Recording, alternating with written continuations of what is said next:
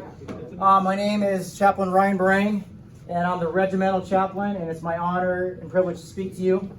My apologies, I was supposed to give this spiritual fitness portion of the brief earlier on in the course, but I missed it, so please accept my apologies.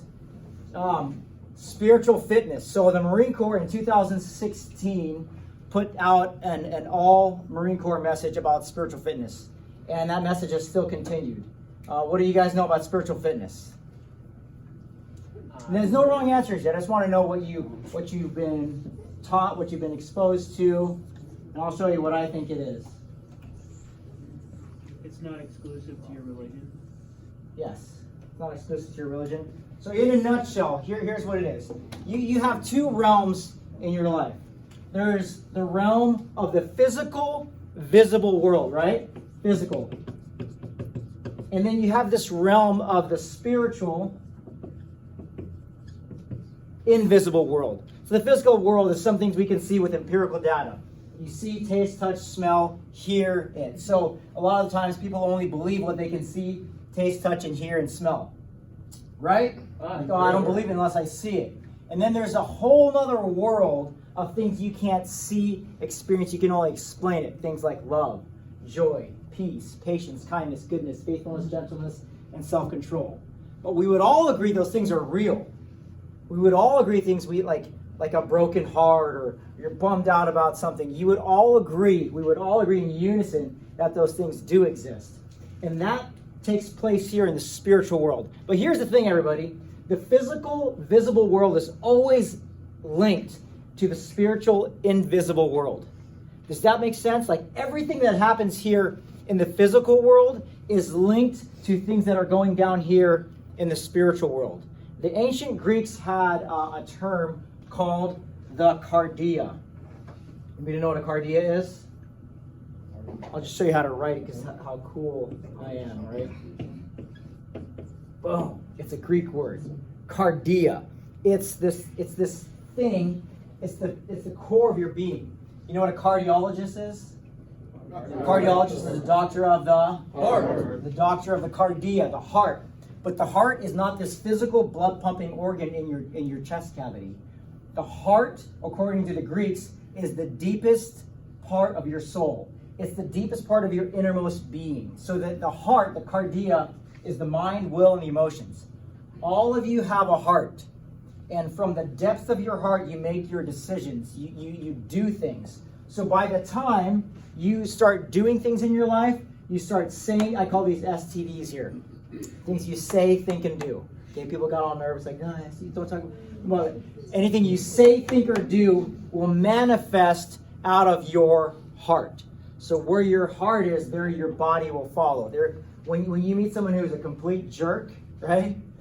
Anybody ever met one of those? Yeah. When you do, it's a heart issue. It's not that he's a jerk or she's a jerk. It's a heart issue. And the world's not full of angry people.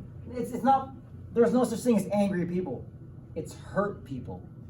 Hurt people hurt people. When a person has unresolved conflict in their heart, they live in a world full of triggers. So you got that person on the road that's like, hey, like they're getting pissed off. Right here on the 5, I'm riding my motorcycle. No, I was in a car and a motorcycle rider clipped me and my side view mirror went, and then he turns around on the freeway and he flips me off. Like, that is a hurt person. It's not, I didn't do anything. That's a hurt person. So when a man has unresolved conflict in his soul, he lives in a world full of triggers and everything's going to piss him or her off. I want you to memorize this saying. The heart of every issue is the issue of the heart. But what they don't teach you in the Marine Corps, what they don't teach you in all your courses, is typically how to deal with your heart. That's what I'm here for. In your heart, without resolving hurts, habits, and hang-ups that happen deep in your heart and way before you came into the Marine Corps, if you don't resolve those things, they manifest into all types of behavior. Now let's talk about the 6 destructive behaviors in the DoD. Does anybody know what the number 1 thing is? Alcohol. Alcohol, that's one of them. So we'll call that ARI, alcohol-related incidents. But at the top of the list is SRB, suicide-related behavior. That's number one. The number one destructive behavior in the DoD is suicide-related behavior. Whether someone's saying they're going to kill themselves, cut themselves, hurt themselves, you name it. That's at the top. You also have alcohol-related incidents. What else do you have? There you go. DV. That's definitely on there. You have SXA, sexual assault. You have what? What else? Drugs. Drug abuse, and this is actually substance abuse. You can put a whole slew of things. So right now, let's just go open kimono here. What are some things that you struggle with that should be on this tree? Okay, so because nobody ever talks at this part, what do you think the person next to you is struggling with? Let's just throw it up here. All kinds of crap. What else? What else? Casino or some gambling? Well, let's throw that up there. Money issues. Who knows how to spend? Like, you know what I do for fun? I go by the ATM, and some Marines are nasty, and they just throw their tickets on the floor, and I pick these things up, and I'm like, who's got $15 in their bank account? Now, don't feel judged if that's you in here. We can talk about how to invest your money, right? There's a class called $1 Million Sailor on the Navy side. But you should be a millionaire by the time you get out of the military if you do your full 20 years. You should be a millionaire. If you invest right in TSP, all that. Anyways, I digress. Money issues, don't know how to spend your money. That's an issue. That's a behavior, heart issue. What else? Stress. Okay, so oh man, I can't even say your last name. Zukauskas? Yeah. So what does it mean to be? What does it look like when you're stressed? What is it going to look like for the person who's struggling? Anger. Sure, yeah, anger. Tired. We're not really talking about anger. We're talking about rage, right? Right? Just kicking things and saying mean things to people. I've always been the smallest person in my class, right? I've always been the smallest. Everywhere I go. Think I got picked on when I would say when I was little, but I'm still little. Yeah, so angry people, saying things, saying racial things, whatever, right? Okay, so that's what it looks like when you're stressed out. Boom, this turns into rage. What else? Come on, guys, let's talk about something hard. What about porn? What's wrong with that? Dude, if two people started having sex right here, right in front of you, would you think that would be wrong? Yeah. No? Okay. So different views, right? But there is a reason why the DoD forbids that stuff to be sold in all exchanges and all. It will never be sold on base. Why? Because it's illegal. But even deeper than that, you know why? Because there's something in the human psyche. There's something in our cardia that every human being knows that there's something shameful and guilty about watching porn. I'm not even going into anything religious here. I'm not even saying pushing like church. I'm just saying deep down in your heart, when I mention this, there's an instant wave of shame and guilt that spreads through the room. Like, is he talking about me? And I'm not talking about you. Every sermon I preach, I'm like, are you talking about me? No, man, I'm talking about human heart conditions. And because we live in a Me Too world, right? Because we live in a Me Too world, I can say something I'm struggling with, and instantly, most of you, if you're being honest, be like, dude, me too. Like, how many parents we have in here? Okay, like if I said, dude, I'm so hard on my kids, then you and I would be like, yeah, dude, me too. Right? And you're not hard on your kids, so you're a perfect dad. So I can't relate to you. But if who's married in here? Is marriage a butt kicker or what? Yeah. Okay, so if you said it wasn't, then you're obviously a honeymooner or you're lying, because it's the most taxing thing that you will ever do. I recommend you do not get married. Do not get married if you're selfish. Amen to that. Because if you're selfish, you will get your ass kicked. You cannot give 99% in marriage. It has to be 100. You have to fall on the sword. You have to die to yourself. You have to constant servant, right? So you will not know how selfish you are until you get married. All right. That was free. All these things. Okay, so a wrestle, a struggle with porn, right?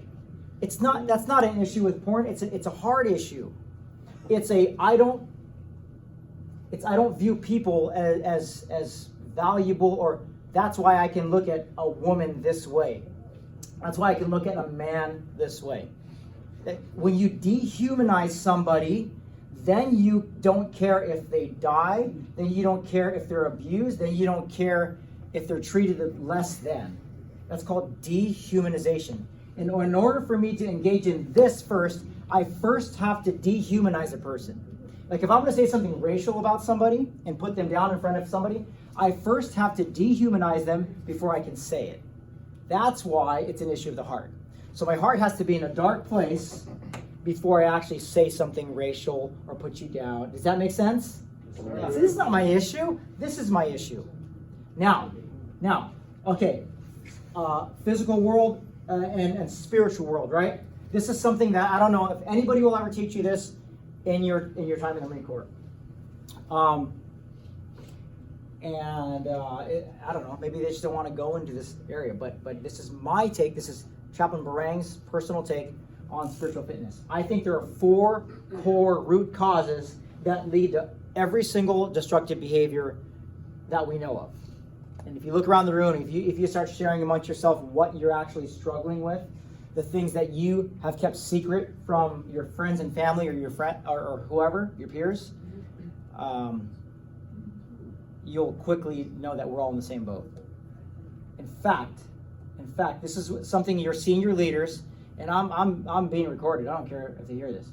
Your senior leaders are very poor about role modeling how they deal with their problems. Amen. Right? They're very poor at saying, "Yeah, I'm going to see counseling." You know, I'm a senior officer now. The higher up you go, the more lonely it gets. And a Lance Corporal told me one time, yeah, the military is like a bunch of monkeys in a tree.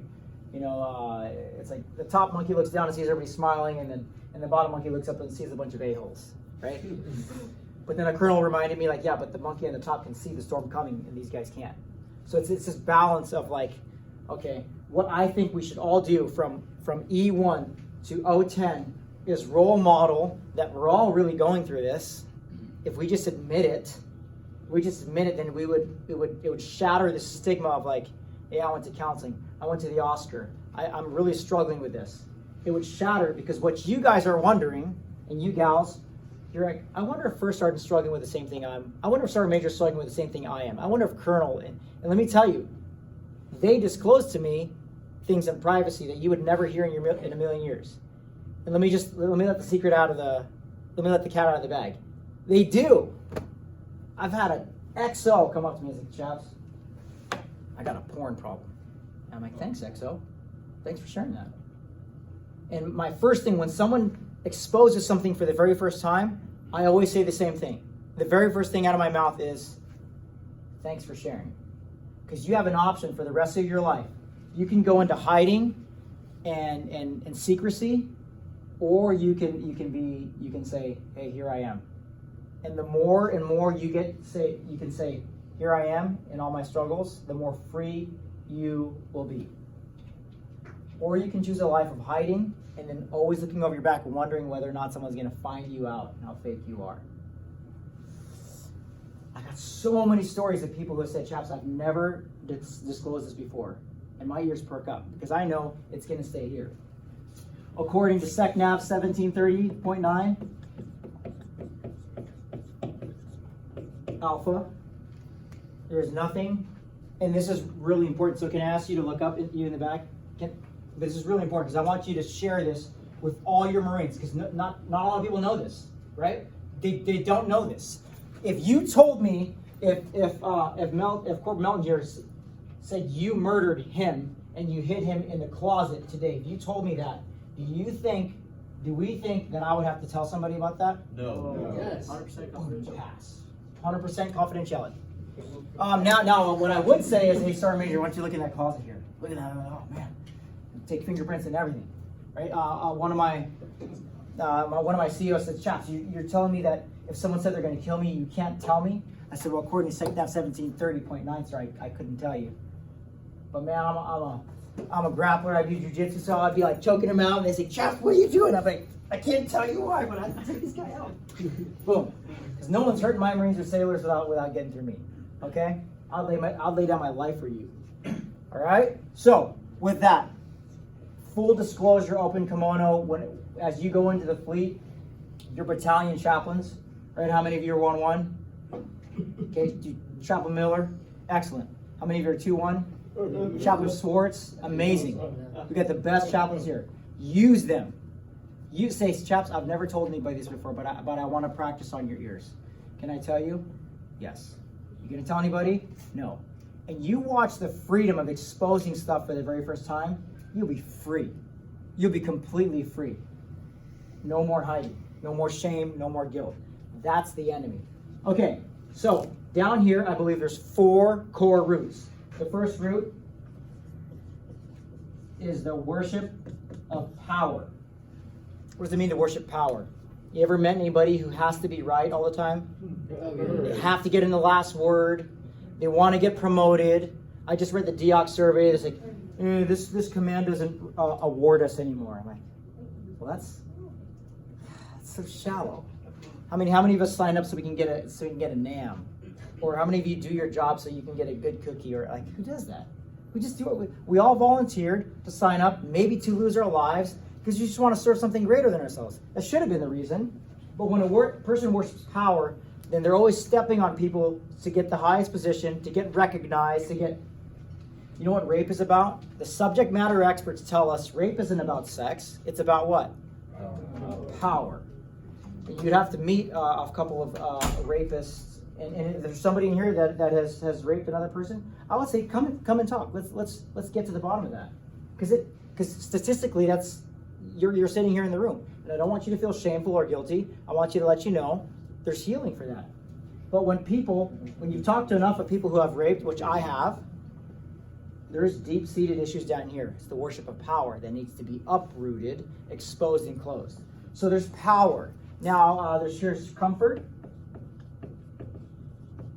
The worship of comfort, like if I bow down to comfort and I only do things that are making me comfortable, then I won't do things like raise my hand and ask for help. Like I've been like this my whole life, where the teacher's teaching something and she's, does anybody have any questions? I'm the first person that goes, I don't want to look like an idiot. So I just do this because it's more comfortable. For you married people, if you do something wrong in your marriage, you're always wondering, should I tell my wife? Right? Should I tell my wife I have a porn problem? Here's one. Been on several deployments. Chaps, we pulled into Thailand. I slept with some prostitutes. The doc said my HIV test is not going to come back for 90 days. Should I tell my wife? Or should I tell my girlfriend? What would you say if you were the chaps? No? Right? So here's your options. I live in fear for the rest of my life and my marriage is done, or I step into vulnerability and I expose myself and let the healing begin. Or risk the fact that she could say, screw you, I'm out of here. It's all a risk, right? But when you step in, ask me if I have any secrets with my wife. Go ahead, ask me. No. You know how good that feels? Everything. And I've done some heinous things. I hate to admit that because I wear this. But I'm letting you know I'm human. I don't excuse any of it. But I have stepped into that and said, hey, honey, here's what I did. And you know what her response is? She got a headache. She's like, wow. And then she goes, I guess it's my turn. I felt like our souls were instantly intermingled at that moment. Try it sometime. If you need help with that, I'll coach you through it. We'll do it together. Okay, I won't leave you hanging. But comfort needs to be exposed. We need to get rid of comfort. We got to get rid of comfort and start doing things that are uncomfortable. I'm talking spiritually. Okay, so raising your hand, getting counseling, telling your wife or your husband things that you've never wanted to tell. You have to do it. You have to do it. And then here, approval. Anybody ever deal with peer pressure when you're a kid? But that doesn't happen in the Marine Corps, right? No. If you worship approval, if you do things so that you can get your friends to look at you and pat you on the back and think you're cool, then you will live a life that's manifested in doing all sorts of what the Marine Corps here does, dumb things. In your Liberty Brief, don't do something stupid, right? You've heard that? Oh, yeah. But when you worship approval, you're going to do things. Like, I was on a deployment and they had talked several Marines into losing their virginity to prostitutes. Right? So you've seen that, right? And again, if you're in the room and you're feeling guilty of that, let's talk. Let's find healing. So power approval, comfort, and then this is one that levels the playing field. Control. If you worship control, you will be miserable. Because control is an illusion. It's an illusion that you think you can grasp it, but you can't. Look at the news. I don't watch the news anymore. I'll give you my Instagram handle, but I'm not even on social media anymore. Okay. The more and more you see people pissed off and out of control on social media and the news, it's because they live for control. If you try to control your kids or your wife, you'll be miserable. Trust me. If you learn to let go, you'll be free. Your Marines that supervise you, if they think they can, and there's in the military, there's a certain aspect of control that I relinquish to, right? Like, I know I should be controlling things, but I know in the end, I can't control circumstances and situations. There's a lot of people in the news like freaking out about who's going to become the president. I don't care, because whoever is POTUS, he's the commander-in-chief. She's the commander-in-chief. I don't care who it is. I just obey orders. That's the best thing about being in the military. I don't have to think much. I execute my orders. On this side, I have to creating policy. The difference between officers and enlisted is what? Well, officers get paid to think, and you get paid to do it. You get paid to execute. The officers get paid because they shoulder the burden of command, and everything is their fault in the end. And you don't have the burden of command, but you execute. You'll feel the first effects of that commander's decisions. And the entire Marine Corps exists to put you on target. And this is the best. I mean, I'm in the Navy, but the rest of the military knows that the whole world revolves, that the whole military revolves around specifically the O3. Right? We exist to support you. But without the support, you don't eat, you don't sleep, you don't have food, you don't have pay, right? So you appreciate everybody else on the team. Okay, so let me ask you this: how do you kill a root? Anybody into gardening here? How do you kill a root? Remove it. You dig it out. The moment you pull a root out of the ground and you expose it in the sun, what happens to that root? It shrivels up and dies. It shrivels up. And then what happens to the fruit connected to the root? It dies. So, wait, chaps. Are you telling me that I can be free of all these things? I get goosebumps thinking about this. I can be free of all these things without even messing with it? Yes. How? I grab a shovel and I start digging these things up. And I'm like, oh my gosh, I'm worshiping this. Oh my gosh, I'm doing this. You start digging up all these roots and the fruit falls off. That is true root cause analysis. We talk a lot about root cause. They're really not talking about root causes unless they're talking about these core issues. There's probably more roots, but I've summarized it in these four: the worship of power, comfort, control, and approval. So how do you pull up a root? How would you do that? Dig it out. Say again? Dig it out. Dig it out. But like, what does that look like, practically speaking? So right, look at this. This physical world, it has to come out of your mouth. You have to confess it. You have to say it. The Greek word for confess is homo logeo. Homo means same. Logeo means to speak or say it. So when you say it, when you say exactly what you're thinking or doing, or what you've done in the past, what's giving you shame and guilt, the moment it leaves your mouth, it loses its power. Anybody seen the movie White Chicks? Right? Terry Crews, like the dude, hilarious. One of my favorite actors. You know who Terry Crews is? Ex-NFL player, America's Got Talent host now. He's hilarious. He disappeared for a while. You know why? After this, please look it up. It's called Terry Crews, My Dirty Little Secret. And his dirty little secret was that he had a porn addiction, and it was so bad, his wife Rebecca was going to leave him, and so he went into porn rehab, and he disappeared for a little bit. And then he posted this video on Facebook. He was in his car. He's like, "What's up, Facebook? Man, I'm coming out with my dirty little secret, and secrets have power when they're hidden. But he's like, I'm coming out to the whole world, Facebook. I'm putting this on Facebook because I want my stuff exposed, and they gain power. Secrets gain power when they're hidden. But I'm exposing myself." Guess what happened to his marriage after that? Started to rebuild itself, and Terry Crews goes around and speaks at men's events about addictions. And look it up at My Dirty Little Secret after. And you can follow him on Instagram. You'll see that the man is changed. Several stars have done this, where they come out and said, you know, I was sexually assaulted here, I was raped. If you live life, you only have to be alive about 5 to 7 years before you experience something traumatic. And right now, your mind is going through things that have happened traumatically to you in the past, way before you came into the Marine Corps. I'm saying to you, come in my office, come to your chaplain's office first, that's out of my jurisdiction. Talk to your chaplain, or me if you're not comfortable with yours, and say, chaps, I want to talk about things I've never talked about before. And my ears are graves where I let people bury their problems and begin healing. I love it. I live for it. And people have done that to me. So what I care most about is your healing, right? And that you go to war fully, like optimized.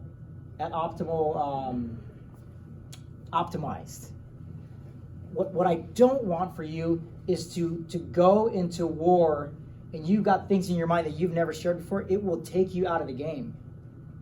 But a man or woman whose mind is clear, they become the best warriors.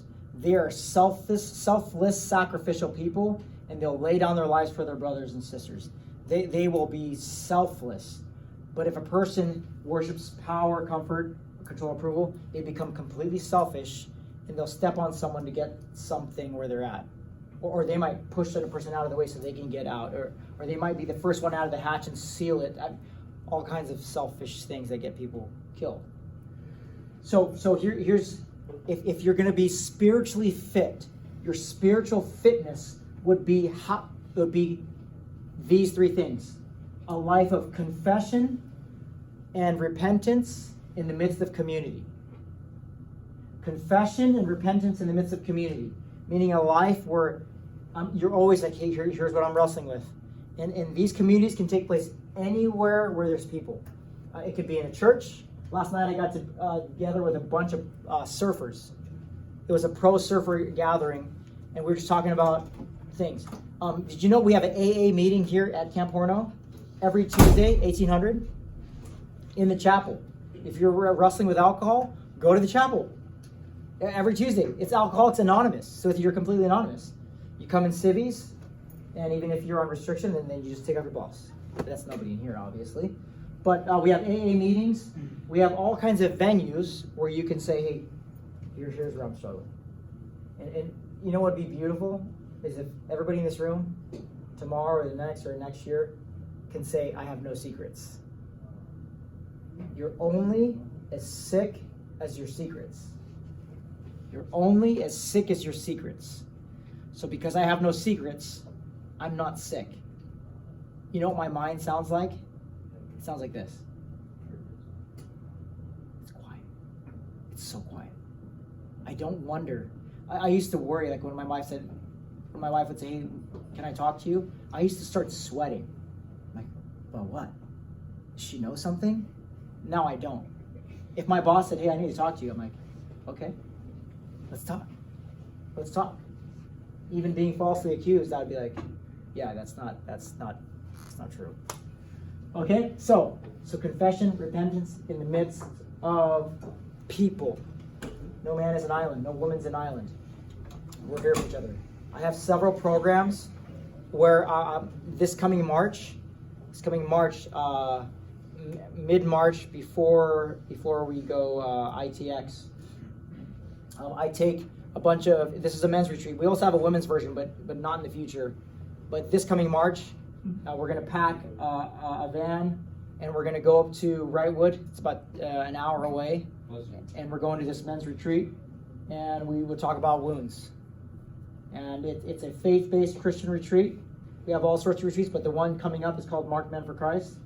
And we deal with all these wounds here. We deal with all these things hidden in the heart. And guys come back from these things fully known and fully loved. You could never be fully loved unless you're fully known. And if I'm 99% known, then I'm not loved. And everybody wants to be loved. I don't care if you're general to Seaman Schmuckatelli. We were created to be loved and to be heard and to be known. So anytime we deviate from that, we're not functioning how we should function. Okay, so this is spiritual fitness, confession, repentance, in the life of community. Is there any questions about this? No questions at all. Okay. Thank you so much for your attention and your time. Thank you very much. If you need to get a hold of me, this is my personal number, okay? 707-RBARENG. That's Google Voice. So it's 722-7364. And here's my handle. _all_believers. And I put like my favorite books up there on this thing. I put like little messages. I'm now off it, but I left all that stuff up there. But anytime we do like a suicide prevention course, I put all that stuff up there. So if you want to get the latest and greatest on what's going on there, then visit that. I wrote a book recently about this tree, and the book is free too, because I love you guys and I care about you. I love you guys and gals. All right, thank you very much for your attention. Sir, Yes. question.